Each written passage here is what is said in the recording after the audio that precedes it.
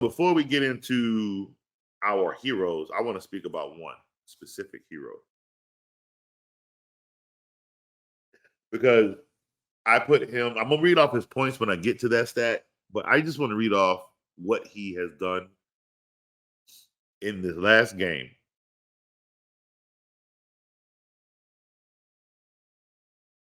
When pieces land in your lap and when you know what you're doing, it just works. You know what I mean? Like it works. If you don't know by now, CJ Stroud will be rookie of the year. He just has built himself an NFL rookie record that I don't think a person is going to pass for a long time. He is completely erasing the name Deshaun Watson from this organization. Now, where I love him, where I love Coach Marions, still don't like this organization and how they sabotage. I don't see that right now, which means there's new order in house. I'm hoping that's what this is because, my God, everything you are seeing from these Houston Texans is real. Granted, should they have lost that game against the Panthers? No. Did they? Yes. Was it something they needed? The boy turned around that next week and had 5 touchdowns, 470 yards, 147.8 rating, 30 for 42, and 0 interceptions while wearing my favorite number 7. Oh, yes. I will be purchasing myself a CJ Stroud jersey. Abso-freaking-lutely. Yes. That is past heroism. Okay. That's legendary. This kid had a legendary day. I mean, he was massive. I mean, okay, Coach gonna come out and say what he say, and he gonna come out and tell you where it come. I came out here and I said in a preseason game, there's 2 things that I noticed in that Texans preseason game against Miami Dolphins. Miami's offensive line, their interior defense is crap. This is why Waddle can't get passes because by the time Tua has dropped back, they have to get the ball out of his hands as soon as possible so he does not take hits and hit his head on that ground. So by the time he drops back, if Tyreek Hill is not already open, the interior line has already broken down. He has to dump it off to the running back or Barrios. This is why Waddle can't get passes from Tua. It's not a bad thing. It's not a negative thing. It's a breakdown in the interior line that does not allow Tua the time to allow Waddle to hit his cuts and his breaks because either Hill, by that time, is already open or the interior line has broken down. He has to get rid of the ball. The other part I noticed was the Texans. They had the ball on the goal line in the red zone, 15-yard line, and Dameon Pierce couldn't do a doggone thing with it 3 different times. I said, oh, that is ugly. He sucks. And remember, I told you all, I had my trepidations about him from last year because I had him on fantasy last year. And he looked like he should be doing stuff, but he just didn't. It was weird. And it just tells me you're not good. He didn't do anything. And what did we see from Dameon Pierce? Nothing. Right? Then I watched Stroud. What did I say? I said, wow, I love his big arm in the open field. They can really get the ball down the field. But then I said, uh-oh. I said, another issue. He overthrows his receivers in the red zone. Big, powerful arm. It was too strong. They fixed it. They fixed it. I said it. If they don't fix it, how are they gonna score? Because he's gonna overthrow. The Texans can't run the ball. That means they're gonna be stuck kicking a lot of field goals. They fixed it. Point blank. The only thing they couldn't fix is the running game. They'll fix that later, and that's fine. Will they get them wins in the playoff? May get them 1. They may get hurt later on, like to the point that they lose in round 2. Can the Texans make it? This division is looking pretty exciting, is it not? It's looking really good. I'll say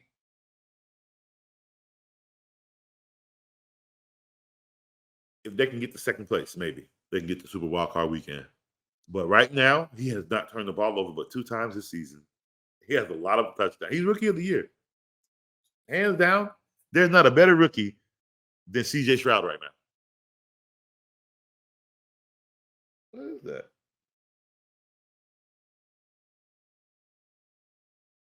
Dog, look, she will find anything to chew on.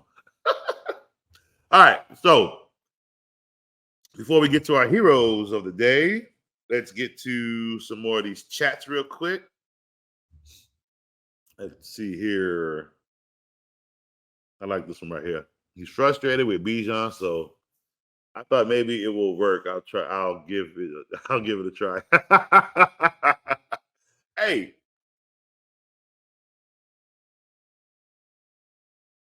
no.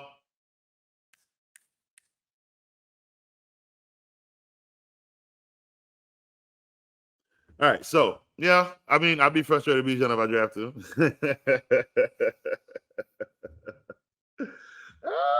I mean, like, look, I'm so sorry. Maybe you guys didn't catch my show when it first started, so I'm very sorry um, that you did not get to hear most of what I would have said about Bijan in the beginning of the season, like everybody else did.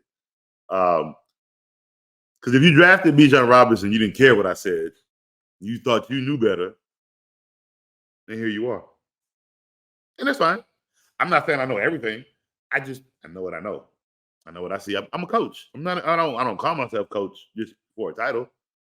I coach. I condition. I train. Okay. I motivate. I know how to coach. So I know what I see, and I know how to fix. I know how to adjust. Um, and I know when coaches use kids for their abilities and skills and nothing else, because it translates into when they become professional athletes, and you can see it. Not saying that in this sense. I'm just saying in general. Um, but hey, yeah, it's going to be a little bit more frustrating as the season goes on because, again, the offensive line is horrible, and all they're doing, they don't have a quarterback. They can't really throw the ball. They don't really have receivers, so they're going to stack the box. It is what it is. Like, if you didn't see that, that's what I was trying to tell people in the beginning. Like, they don't have anything but him. What is he going to do? He's not going for 1,800 yards by himself.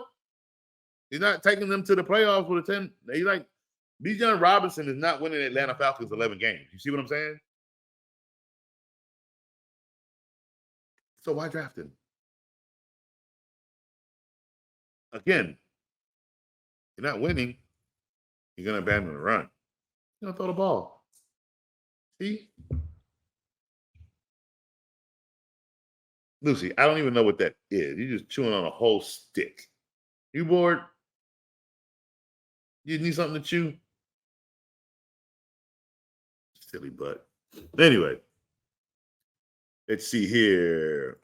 Christian Watson, whole season in a budget. Hey, River, I'm gonna say this. You should have been. No, I can't say you should have been. You didn't know. Can't say you should. I'm not even gonna do you like that, bro. Next time, now you know you got coach.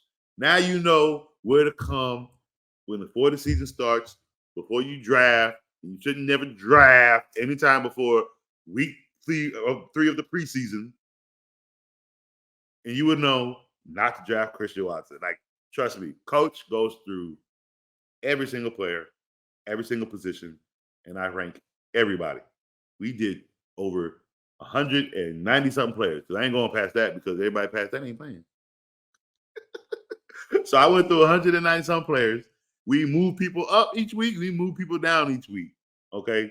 And Christian Watson was never on nobody's radar because I told people to take him off, especially when Jalen Reed emerged. I don't care I didn't care when Christian Watson came back. Not at all. The only time he was ever relevant was his first game back, and that was just to get him chemistry. That was all that was. It is Reed and Dobbs. And I say that every week. Christian Watson, I don't know why people wanted that. I didn't see nothing in him last year. Kind of like Olave. Yeah. All those, I'm going to be honest with you. Okay. I guess it's story time with Coach for this one.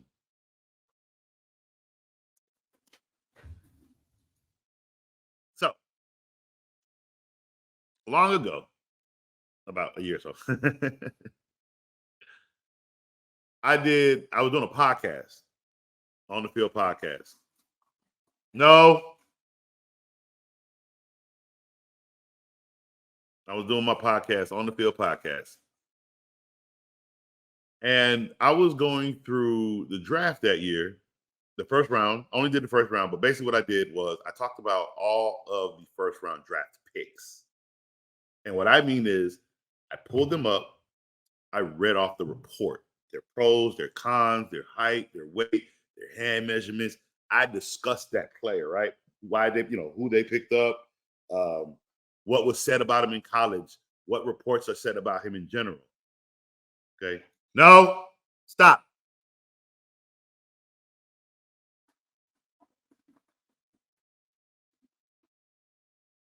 Oh, she stuck something in her bowl and can't get it out. Oh well. I'll get it in a minute. So what I do is I read the reports, and what I'll do is I'll give my critique of the reports about that player.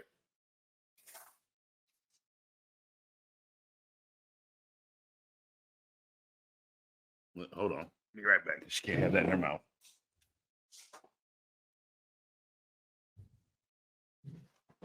No, you can't.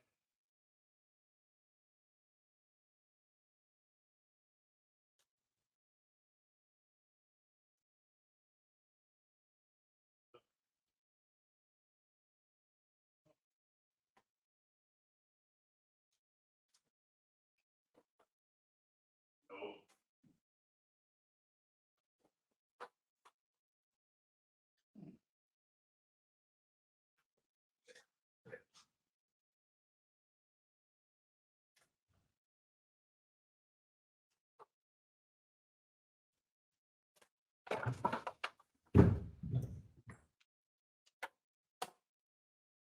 Sorry about that. Dog was being a little bit of a nuisance. All right, so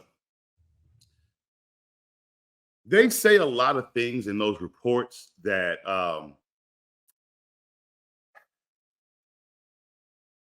you have to read what they say. And when it came to Chris Olave, Christian Watson, and Drake London, I think Drake London had the best report of all three of the receivers, and I didn't like any of their reports. And what I did not like about their reports, do you know? All three of them in their cons, all three of them was their hands, how they catch, how they attack the ball, the way they position their bodies when they, it was a lot of things they would say that I didn't like in their cons. But when you read their pros, you just saw a bunch of wishy-washy words. And I'm like, oh, so y'all just sitting here trying to boast these boys up, knowing they're not good. Like you could, like if you're me, you know how to read between those. I didn't. I don't think a lot of people heard that podcast. Because if they did, they would have known about these three. Because I spoke about them, and because that's how deep and that's the research that I get down to. Because again, one, I'm a wide receiver coach. I'm a coach, but I know wide receivers, and there are certain things I look for. There's certain things I look for reports when other people are writing about, and I can find what I'm looking for. I definitely can. It's not hard. So, I want to say it was the AJ Brown year with Metcalf was my first year doing all of it, and those receivers I actually gave big kudos to. Like I love the report. Like I said, I do those types of researches. So as it pertains to London, Olave, and Watson, no, they've never been my favorite. And I've spoken, and I've like I said, out of all of them, London to me was the better. But here's what I hated. That big dude was used in the slot to go down the field to run. Like I just again, these kids were used for talents and weren't taught much of anything else. And it shows now as they're professionals in the league who look like really weak wide receivers. Let me see here. CJ and Dale to the moon. Absolutely, every week. Every freaking week. Because they got to deal with Nico Collins. So Tank Dell is basically the new Deontay Johnson. So I love it. Oh, that's the other thing I wanted to talk about was George Pickens because here's my thing. I know the coach didn't have he wants players that want the ball. I know you got to talk down the situation. I get it. Here's the thing. If you about it, be it. If you bought that, be it. Why delete it? Pickens? If you felt that way, why didn't you keep it? Say what you feel. Obviously, it still got out. Obviously, you still had an answer for it. There's no point in deleting it. You said what you had to say. Okay, if you frustrated with your quarterback, be frustrated with your quarterback. What Chase came out and do? Say, I'm open. I'm always open. Say what you have to say. Don't hide. Is what I'm saying. Don't do that. You look weak when you do stuff like that. Let's see. I wanted Gibbs over Bijan and got neither in my main leagues. And here's the problem with trying to get Gibbs. You would have had to have taken Christian McCaffrey with you would have had to be within the top 3 picks for that fallback in the 4th round to get Gibbs, or you would have had to jump up for Gibbs, which was never, ever, ever a good idea to do. You take Gibbs at his round or lower if you can steal him lower. But if anybody jumped up in the 3rd round for Gibbs, that was a bad idea. Again, it wasn't until week 8, 7 that he actually popped off. And that's even if this continues. Let's remember that. I got Watson in the 7th. Like, who hitting in the 7th? Well, it wasn't you. Yeah, Coach got singers, baby. Yeah, because you shouldn't have ever drafted him. You got him in what? In the 7th? Bro, oh my God. You could have gotten, bro, you should have just took Tuck in the 7th for that. There was no need for no Christian Watson in the 7th round. That was not necessary. He could have basically just stayed in the waiver wire. Oh, man.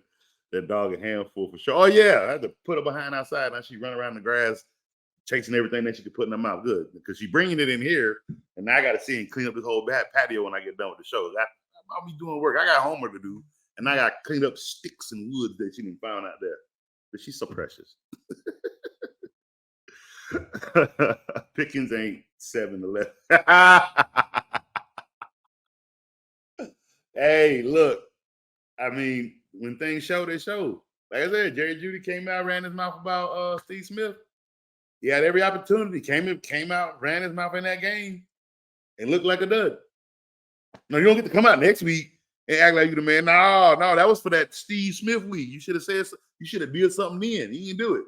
So it don't matter what you do after that. That was supposed to be that week. You ain't nobody. No matter what kind of games you have after the Steve Smith situation, don't matter. That's how I feel.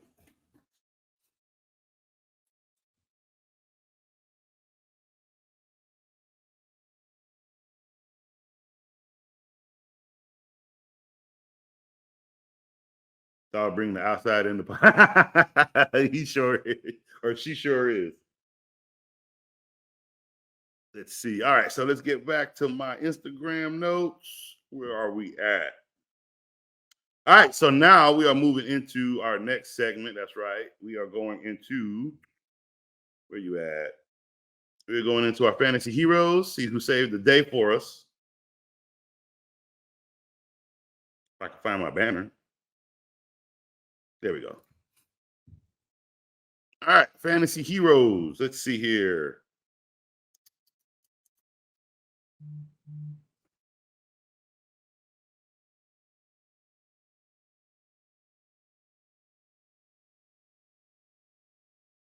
There we go. Always like to go to Fantasy Footballer. They have everything I need when I look up these stats. Or not the stats.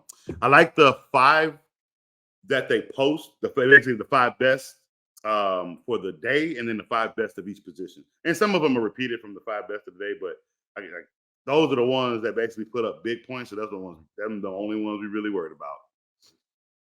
So to begin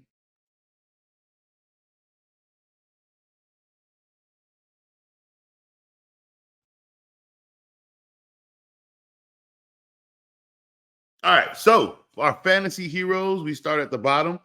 I saw this one creeping. I forgot what game I looked at his stats. I asked, I think somebody asked about Rashad White, and I actually think I told him this. I think I told him that he was okay to pick up. I think it was something within the last 2 weeks of him and Baker Mayfield that I was really liking. And here he is at number 5, 73 rushing yards, 2 touchdowns, 4 receptions for 46 yards for a fantasy value of 27.9 points. At number 4, the man who has been eating the last few weeks himself. I mean, like literally, like the last 4 weeks, he's been doing his thing, but the last 2 have been really good. It has been CeeDee Lamb with 11 catches for 191 yards, 1 fumble, but he has a total fantasy value of 28 points because of the fumble. He could have had 30. Dak Prescott at number 3 for 29 for 44. That's fine. That's fine. One miss extra. I get it. I would have preferred to see 30 for 44, or 32 for 44, but I'll take it. For 374 yards, I will take it with 3 touchdowns, with 14 rushing yards. And no interceptions. He tethering, but he working it. Hey, look, I think he only had 5 or 6. So he's got time, but he's got time. He's got time to not do it, and he's got time to do it. All right. But he had a total fantasy value of 28.4 points. We have Tank Dell, 2 rushing yards, 6 receptions for 114 yards for 2 touchdowns for 29 points. These Texans, boy. And then you got CJ Stroud, Mr. Number 1, the hero of the day, 30 for 42. Dak. For 470 yards, 5 touchdowns, 10 rushing yards, 0 interceptions. Those are your fantasy heroes, all just basically through Sunday. And then we go by position itself. We already did Stroud and Dak at number 1 and 2. So at number 5, we have the God of football, Josh Allen at 26. God of fantasy football, I should say. Not the God of football. God of football is Mahomes himself. He is literally carrying this Chiefs team by the limp of no receivers. But Josh Allen, 26 for 38 for 256 yards, 1 touchdown, 1 interception, 44 rushing yards for a touchdown for a fantasy value of 24 points. Mr. Get the job done. I don't need a playbook. Just put a jersey on me. Josh Dobbs, 20 for 30. Come on, look here. Look. Real talk. All right, I got to scratch my head, bro. Real talk. Okay. Because I think this is the part that I really need people to understand and pay attention to. I don't care that he only had 158 yards. I don't care. That's his first freaking game. What I care about is this man went 20 for 30. He only missed 10 passes in a game on a team where he barely knew anyone's name. I need people to pay attention to crap like that. I'm not saying this is something he's going to do next week. What I'm telling you is he did it with Carolina. He did it with the Cardinals.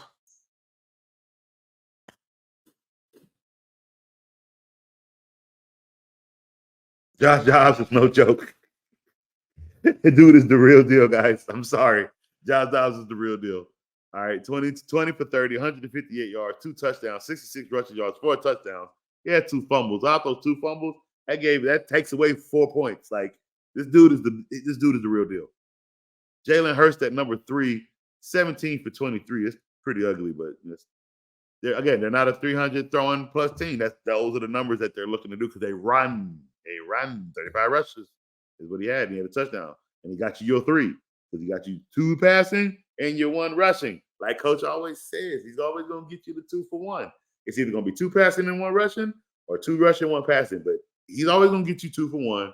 But his yards will never ever be consistently. Honestly, where like CJ Stroud is, where Dak Prescott is, where Justin Herbert is. Like he's not throwing 300 yards a game. It's not happening. He's throwing 207, 193, 212, 304, 298. Like that's where his numbers are. But they're not bad. They're winning. They're 7-1, or they're 8-1. So those are your top quarterbacks. Now we move into the running backs, and we already discussed Rashad White at number 1. At number 5, we have Keaton Mitchell for 138 rushing yards and 1 touchdown and 1 reception for -4 yards for 20 points. Keaton Mitchell is good, but he did that off of like 9 carries. Be careful about that. Pick him up.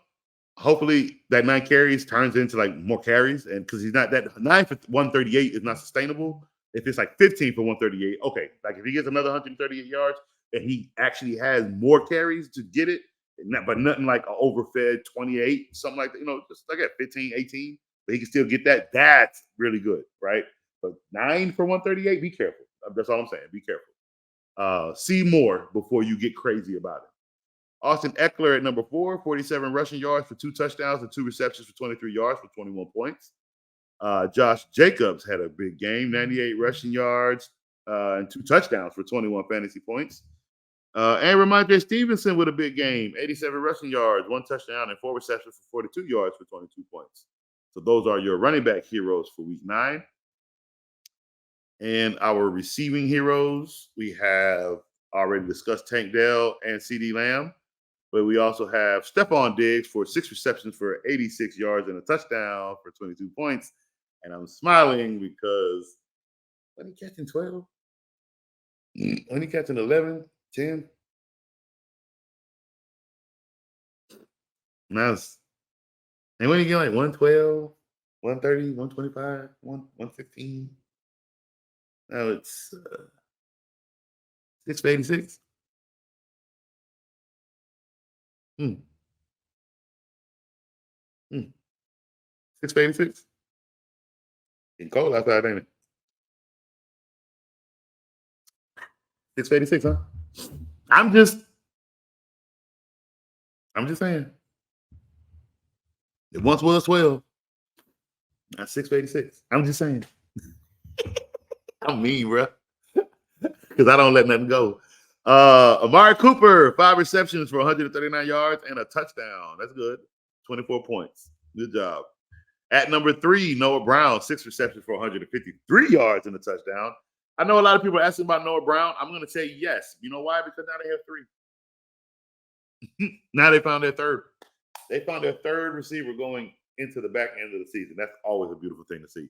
So, yeah, if you're looking for another receiver, yeah, I would grab Noah Brown. Is that sustainable each week? We have to wait and see.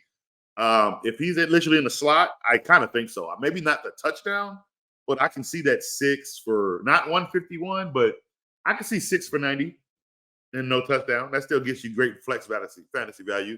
And if he ever gets you a touchdown, that flex fantasy value just really skyrockets. So I like Noah Brown moving forward. Absolutely. They have anything that's not Damian Pierce, I'm liking right now. I'm surprised the Texans in the draft. I mean, not draft, in the trade, by the trade deadline. It's just something I didn't like the trades outside of a couple. They weren't really good. And now I'm thinking about it, like, why didn't the Texans trade? They should have traded for a running back. All right, so now we are moving on to tight ends. At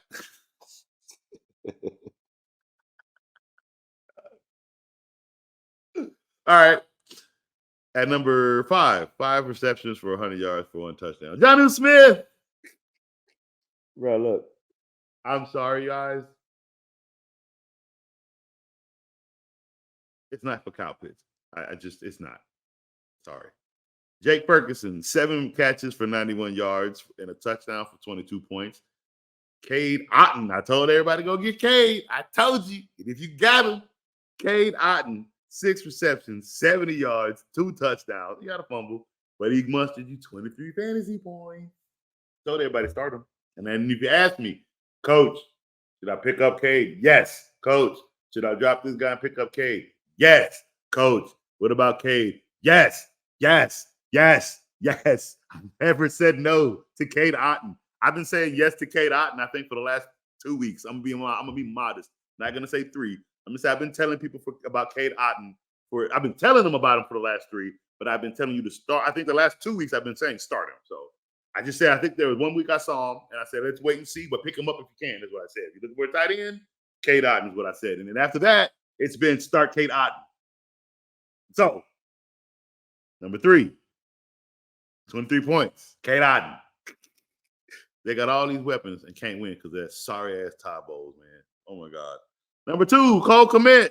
6 receptions, 65 yards, and 2 touchdowns. Yes. I've been telling everybody. I shouldn't have to tell you to start Cole Kmet. You should have been starting him. Like, he is the one safety that the Chicago Bears have, and he ain't going nowhere. They gonna find you. Hey, Cole Kmet, Bears gonna find you a quarterback, my guy. Don't even worry about it. They gonna take care of you. You have been gold to them. I promise you. If there has been nothing more consistent on the Chicago Bears, it's been Cole Kmet. And number 1, not only does this guy throw 5 touchdowns, not only does this guy have Nico Collins, not only does this guy have Noah Brown, not only does this guy have Tank Dell, who have I been telling y'all about since about week 3? Dalton Schultz for the Houston Texans. Ask Mr. John at Maxwell's, who I gave week 3 or 4. But yes, it's been Dalton Schultz. 10 receptions, 130 yards, a touchdown. He fumbled, but he mustered you what? 27 fantasy points. Tight ends took over this week. Sorry it wasn't Kyle Pitts. I keep telling y'all to drop for the last doggone time. Will you just please, if you're an owner, just suck it up, grow a pair of balls, and just drop Kyle Pitts. Take him off your roster. Do you understand? Everybody, okay. You want to play that game? Let's play that game. If you still have Kyle Pitts on your roster right now, most likely you've missed out on Jonnu, you've missed out on Jake, you've missed out on Cade, you've missed out on Cole, and you missed out on Dalton. Period. You missed out on what's his name? Sam Laporta. Because you thought this is, you keep thinking it's Kyle Pitts. No, it's not. So stop it. Drop it. Take him off your damn roster. All right.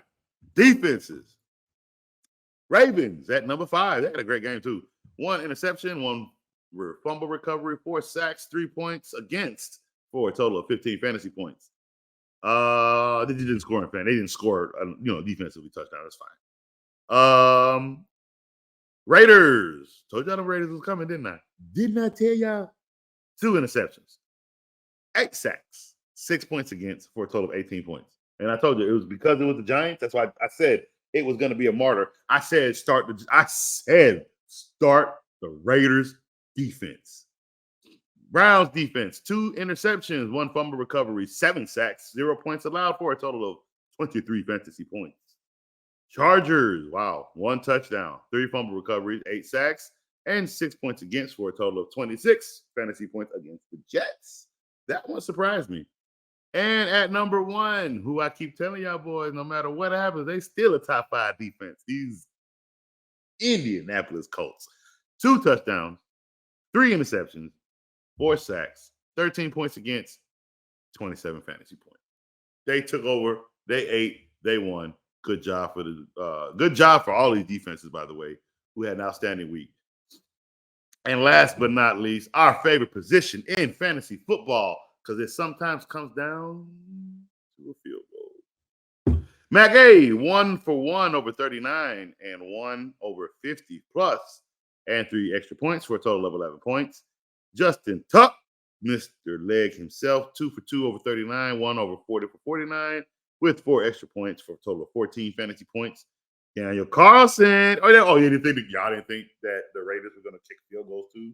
Y'all just thought that just because everything was going to work out in this game. Everything. So Daniel Carlson said he wants some. 1 for 1 over 39, 2 for 2, 40 to 49, and 3 extra points for a total of 14 fantasy points. Chase McLaughlin, 1 for 1, 39 yards, 1 for 1 for 40 to 49, and 150, and 4 extra points for a total of 16 fantasy points. And Young Hoku, I keep telling you about this boy from Atlanta. 1 for 1 for 39, 1 for 1 for 40 to 49, and 2 for 2 for 50 plus, and 2 extra points for a total of 19 fantasy points. That was some fantasy heroes for you in week 9, guys. That was amazing. Let's go through these comments once more just to make sure we don't miss anything before we sign off. Let's see here. Rashad White has got to be on there with the Chargers D. Yeah, they both were. Absolutely. Chargers D #1 hero of the week. Quit playing. Stop. They got, man, stupid ass Zach. Sorry, that Zach Wilson sucks so bad, man. Oh my God. Like that's the only thing the Jets were missing is a quarterback. This game was 17-6 because the Jets don't have a quarterback. That's for another day. That was for another day. All right, phone about to be dead. Gotta go, OG. I'll catch you. All right, bro. Thanks, River. I appreciate it, man. I really do. Thank you for watching. Thank you for staying. Come back tomorrow.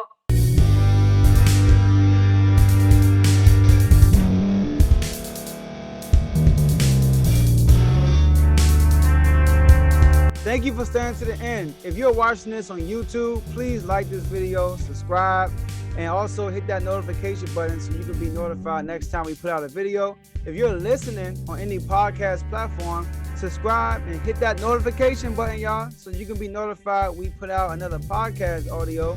And last but not least, hit that share button. No matter what you're listening to or watching it, hit that share button and send it to somebody that you know that would love to watch this episode you just listened to. So once again, thank you for staying to the end, and we'll see y'all at the next episode.